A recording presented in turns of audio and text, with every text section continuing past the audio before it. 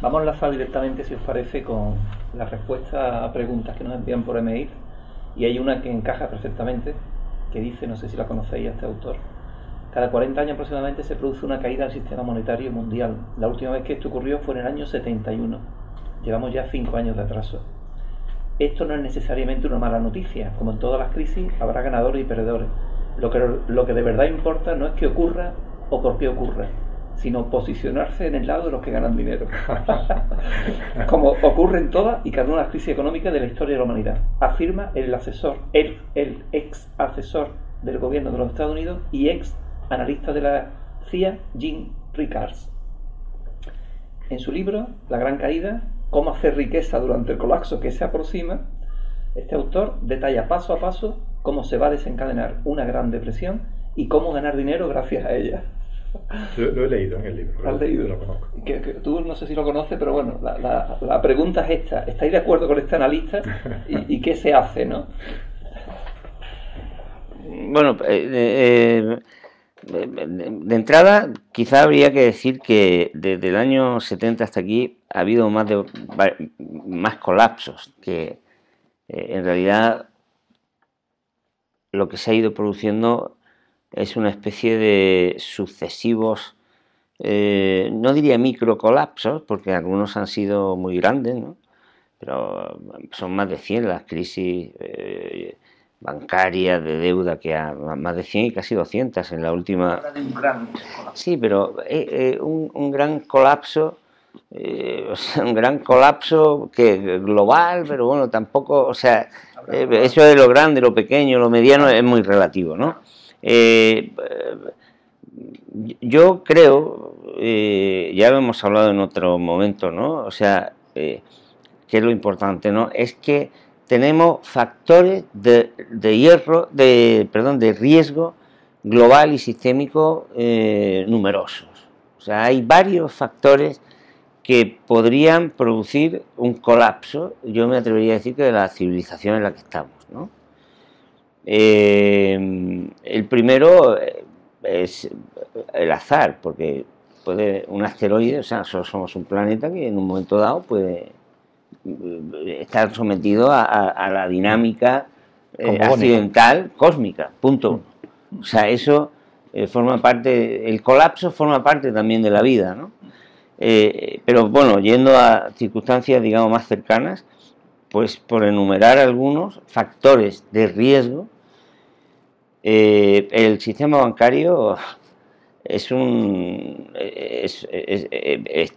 en el número uno porque es insolvente, está quebrado. Perdona, él habla del sistema monetario mundial. Sí, pero el sistema monetario exactamente. Hay un tema que además podemos dejarlo para el siguiente mes, que es sobre el cual yo estoy trabajando ahora, y ya aprovecho para meterlo, que yo creo que en este 2017 va a ser el año de la aceleración, y todavía no tengo claro exactamente cuáles son los factores que lo han desencadenado, aunque estoy apuntando algunas hipótesis, que es que han acelerado el final del dinero metálico. Hoy me han dicho un dato en una cafetería que me ha venido a añadir un elemento, ¿no? Yo vengo detectando en los últimos meses, Rogoff, el economista, acaba de publicar un libro en Estados Unidos, que han acelerado el proyecto de acabar con el dinero metálico. Eso es algo que ya de hace 20 años se venía hablando, ¿no? Pero lo chocante es por qué han acelerado eso de pronto. Y yo le venía dando vueltas y bueno, ahí estaba el tema. Y hoy en la cafetería me dice, uno de los camareros venía con un billete de 100 euros. Y estaba yo solo, prácticamente en la parte donde yo estaba solo. Y el camarero, que me conoce mucho de ir allí, me dice, y que sabe que me dedico a la economía, me dice: no te puedes imaginar cómo está circulando esto. Y dice, es que en Navidades hemos tenido billetes de 500 y de 200 como nunca. Y luego ha venido la dueña del restaurante, de la cafetería, y me ha dicho, pues claro, se ha sumado, ¿no? Dice, en Navidades nosotros solemos tener como 2 billetes de 500 euros al año. O sea que pagar con billetes de 500 2 veces al año. Y me ha dicho, en estas navidades, por lo menos han entrado 12. Lo cual me hace pensar que quien tiene efectivo, que son los que tienen buena información, lo está soltando, sabe que va a quitar el efectivo. Y lo van a quitar seguramente de un día para otro. Bueno, de un día para otro no, pero... Uno de los proyectos es bajar de 2.500 euros a 1.000 euros. Sí, o sea, pero porque van... ¿Y por qué? Bueno, eso lo podemos hablar en otra ocasión, ¿no? Yo creo que tiene que ver con ese factor de riesgo de la banca, ¿no?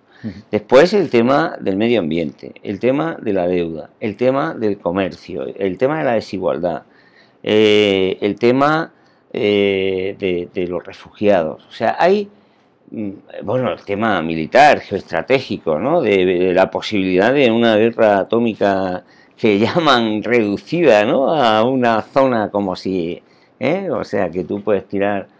Quiero decir, hay factores de riesgo, 8 o 10 que podíamos analizar así rápidamente, que cualquiera de ellos puede producir eso. Y el tema monetario internacional, no sé exactamente a qué se puede referir, porque en realidad hoy no tenemos un sistema monetario internacional como tal, ¿no?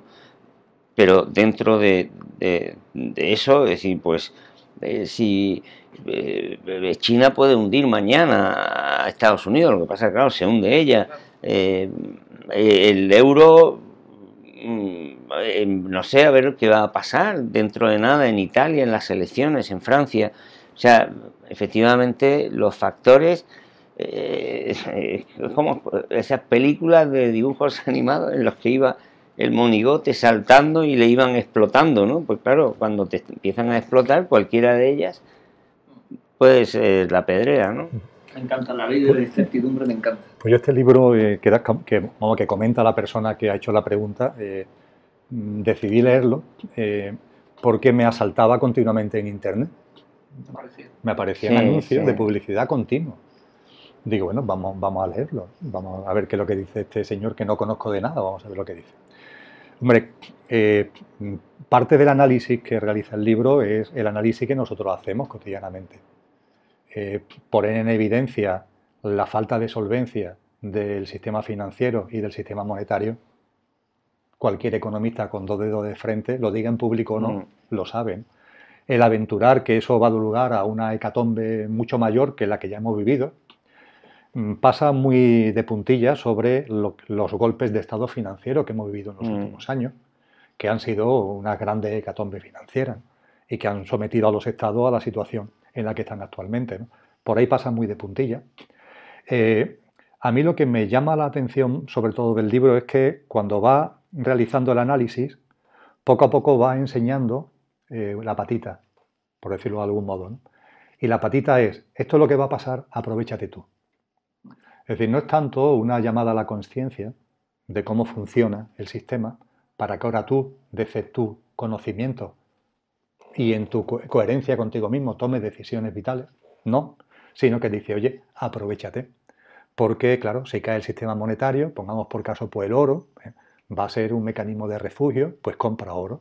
Es decir, una serie de consejos puramente económicos y economicistas para rentabilizar lo que en el análisis que él realiza es absolutamente inevitable. Y yo diría que en el análisis que nosotros realizamos también es inevitable, con independencia de que nosotros no le damos fecha y esta persona lo aventura como algo enormemente situado ya en el corto plazo. Cuando terminé de leerlo, y permitirme que pase desde la parte económica y técnica a una parte más que tiene que ver con lo espiritual y con la conciencia, la sensación con la que me quedé es la misma que tengo con determinados textos y con determinadas prácticas de tipo consciencial que navegan en la superficie y que se conforman con navegar en la superficie. En el ámbito, por ejemplo, del crecimiento personal, de la autoayuda, ha habido en los últimos años una proliferación de textos, ahora menos, pero sobre todo finales de los 90, principios del año 2000 y siguientes, hubo una proliferación de libros de autoayuda. Claro, los libros de autoayuda son muy curiosos, este tipo de libros de autoayuda, porque aportan pistas muy importantes. pero las pistas que aportan no pasan nunca de lo superficial. Me explico aún mejor, porque lo he hablado con terapeutas, con gente que se dedican a... Yo no soy terapeuta, me muevo mucho en los ámbitos concienciales, pero no tengo ningún don terapéutico. Pero lo he compartido con amigas y con amigos que tienen ese don. Cuando tú tienes delante una persona que se acerca a ti, no puedes conformarte con apretarle los tornillos que se le han aflojado. Es decir, si a la persona que te llega a ti, tú dices, bueno, esta persona, debido a la dinámica de vida, al estilo de vida, todo lo que acabamos, por ejemplo, de compartir, está tocada aquí, está tocada aquí, está tocada aquí.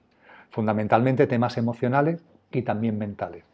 Y ahora yo mi habilidad terapéutica la voy a utilizar para ajustarle estos tornillos. Y una vez que le he ajustado los tornillos, venga, vuelve. Vuelve otra vez a la dinámica. No, lo que estás haciendo ni más ni menos es contribuir a esa dinámica. Estás reajustando al desequilibrado por la dinámica, lo equilibra para que vuelva a la dinámica. Hay que bajar más. Bueno, precisamente esto es lo que no hace este libro. No entra en el análisis en profundidad del sistema, no para que te aproveches de sus carencias y de sus turbulencias, ¿no? Sino para que digas, yo ya no juego a esto. Ese es el problema de este texto. Bueno, problema, eso es lo que plantea, por calificarlo de alguna forma. La siguiente pregunta. En el año 70 en España había 7 personas trabajando por cada pensionista. En la actualidad unas 3 trabajan por cada pensionista. Para el 2030 se espera que 1,5 personas trabaje por cada pensionista. Con este panorama, ¿qué soluciones habría que tomar? Muchas gracias. Lo primero que hay que decirle a la persona que diga esta es que no se preocupe por eso. Por eso no se tiene que preocupar. Porque podría haber tomado los mismos datos y hubiera comprobado que en los años 70, en los años 60, en los años 90 y ahora, para, por ejemplo, alimentar a las mismas personas, pues hacen falta muchas menos de ellas, ¿no? O sea, hay una cosa que se llama productividad que puede aumentar con el paso del tiempo, que permite producir al obtener más con menos recursos, ¿no? Si utilizáramos convenientemente esa capacidad que tenemos los seres humanos de utilizar los recursos con mayor rendimiento en el mejor sentido del término y con mayor eficacia, pues entonces podríamos perfectamente obtener recursos para eso.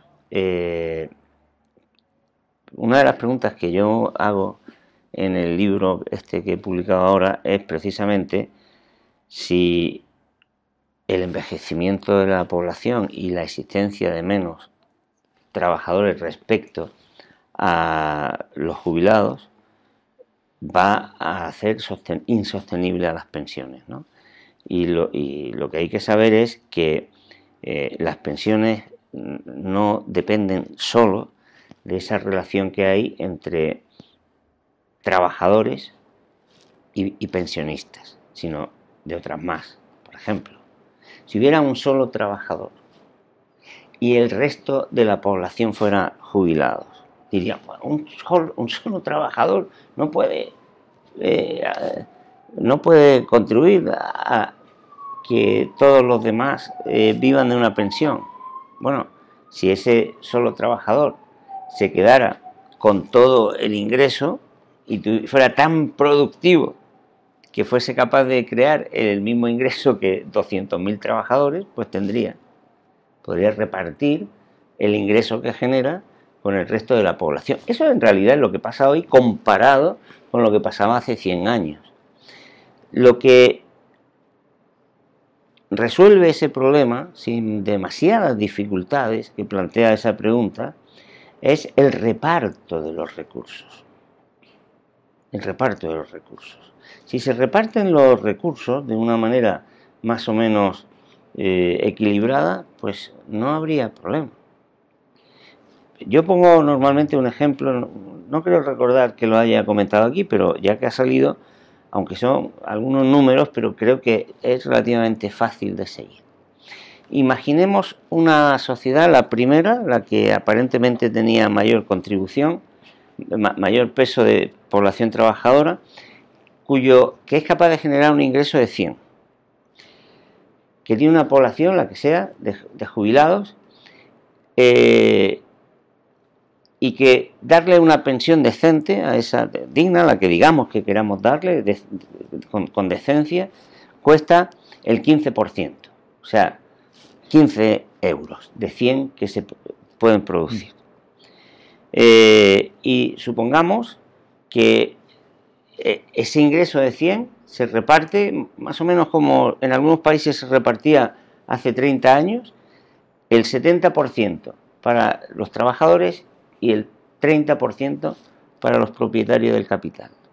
Y que las pensiones, dijéramos que las vamos a financiar con el 30% del sueldo de cada trabajador. Como para los trabajadores, para los asalariados les corresponde 70 euros, el 30% es 7 por 3, 21. Habría superávit, sobraba, porque para las pensiones hace falta solo 15. Imaginemos ahora otra sociedad o esa misma sociedad en otro momento, con la misma estructura o con diferente estructura demográfica, me es igual, pero cuyas pensiones sigamos suponiendo que siguen siendo el 15 euros de 100, pero que en lugar del 70% para los asalariados, ahora sea solo el 40%, porque la renta del capital se han apropiado de mucho más.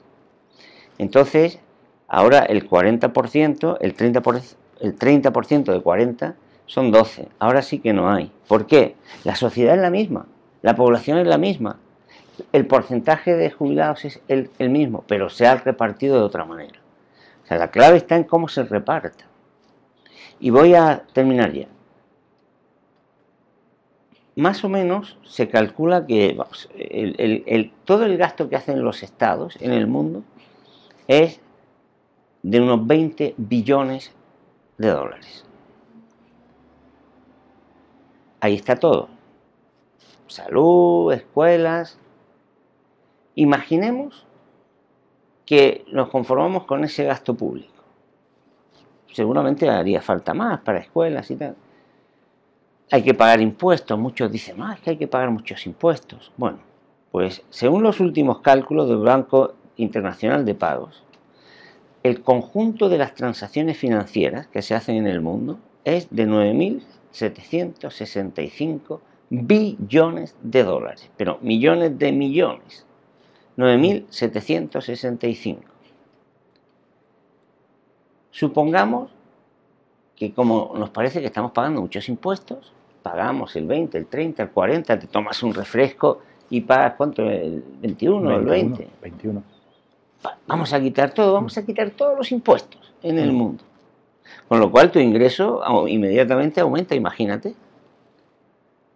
Y a esas transacciones financieras les vamos a aplicar una horrible tasa de 20 céntimos por cada 100 dólares. O sea, que si una persona de las que nos están viendo ahora tuviera que ir al cajero a un cajero de banco a sacar 100 euros o 100 dólares, 100 euros, se le iba a aplicar una tasa horrorosa de 20 céntimos. De esa monedita que si se nos cae, a lo mejor muchas veces ni la cogemos. ¿El 0,20%? Pues con eso, más o menos, saldrían 18 y pico billones, haciendo números redondos, ya estaría financiado el gasto público. Si queremos doblar el gasto público, imaginaros lo que eso permitiría, pues en lugar de 20 céntimos serían 40 céntimos, dos moneditas de 20 céntimos por cada 100 dólares. El dinero que le entra a las personas que no pagan eso. Claro, o sea, no sé si es señora o caballero, no lo sé, que se quede tranquilo y que salga a la calle y convenza a la gente de que lo que tiene que haber es justicia y un reparto más equitativo de los recursos, para que sus nietos o sus nietas puedan vivir, o ella misma, depende de la edad que tenga, podría tener muchísima satisfacción, ¿no? Esa es la clave, pero nos están diciendo todos los días que es que no va a poder ser, mentira. La realidad es que cuando se habla tanto de los problemas económicos, los medios de comunicación están obsesionados, ¿no? Y bueno, en el mundo de la política, ¿no? Los problemas de la economía, los problemas económicos. Es tan sencillo poner de manifiesto como lo ha hecho Juan, con unos ejemplos muy simples, de que realmente no hay problemas económicos. Es un eufemismo. Hay consecuencias.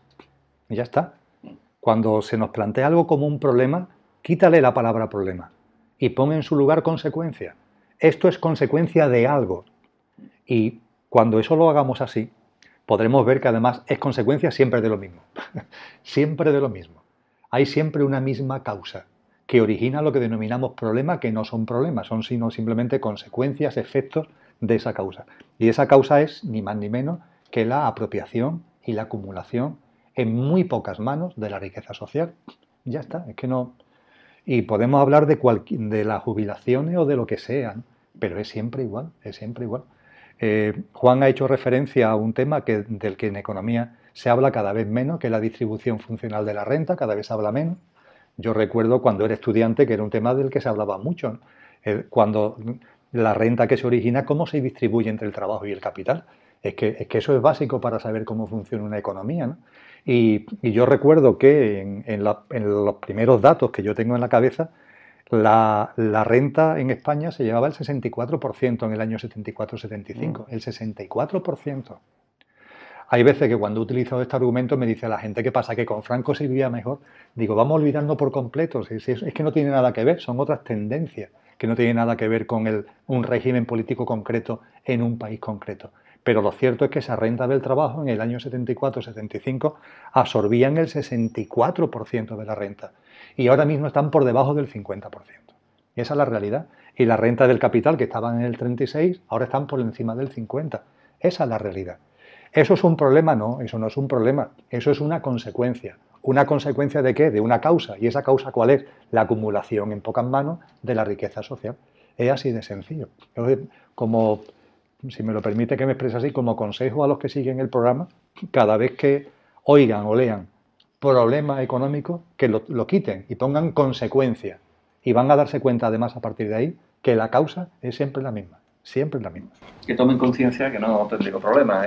Que otra cosa es que haya voluntad política de hacer eso. Vamos con la última pregunta.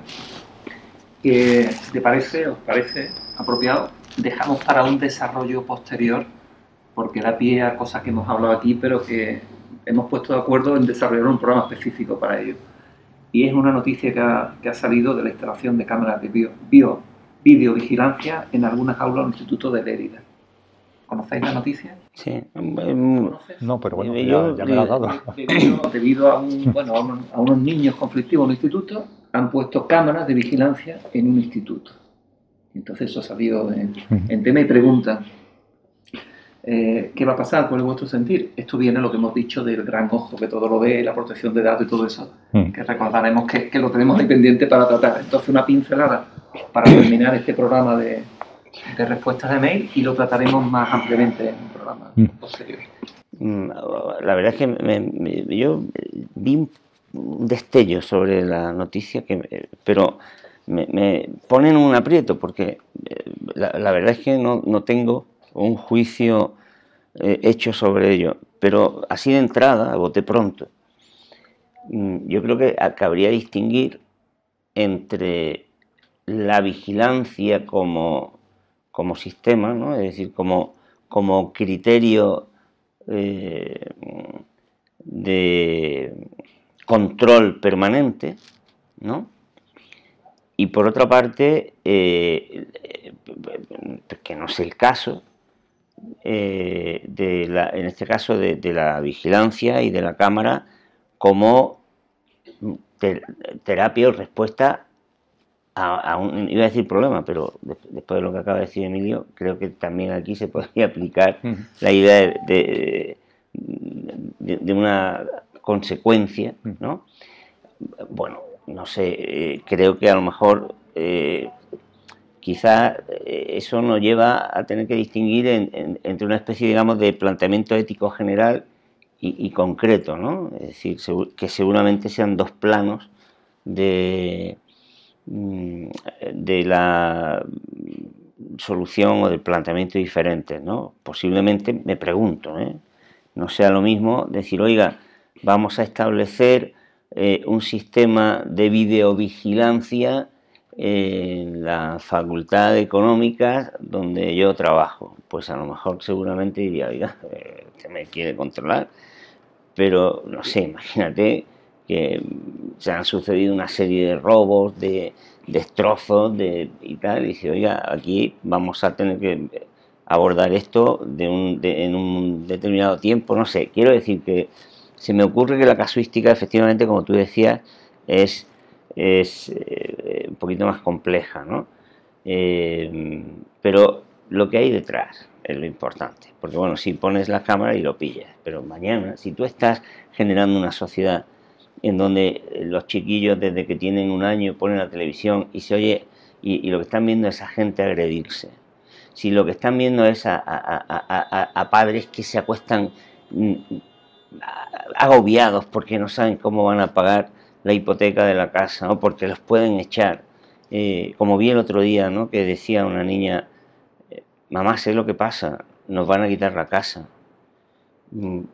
Si estás creando jóvenes sin expectativas, si estás creando la violencia que significa no tener futuro, no tener, pues entonces, ¿para qué vas a poner cámaras? Tú lo que tienes que poner una bomba y acabar con esa gente, ¿no? Porque van a seguir naciendo, ¿no?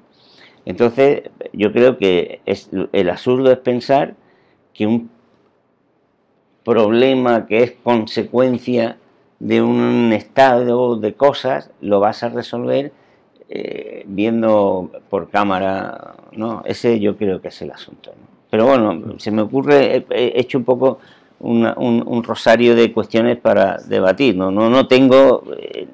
No, es la excusa para tratar un programa específico del gran ojo que todo lo ve, ¿no? Sí. La excusa es creo el problema, eso lo hemos hablado otras veces, creo el problema, pedirme la solución, porque la solución la tengo yo y sois vosotros los que me vais a pedir la solución, ¿no?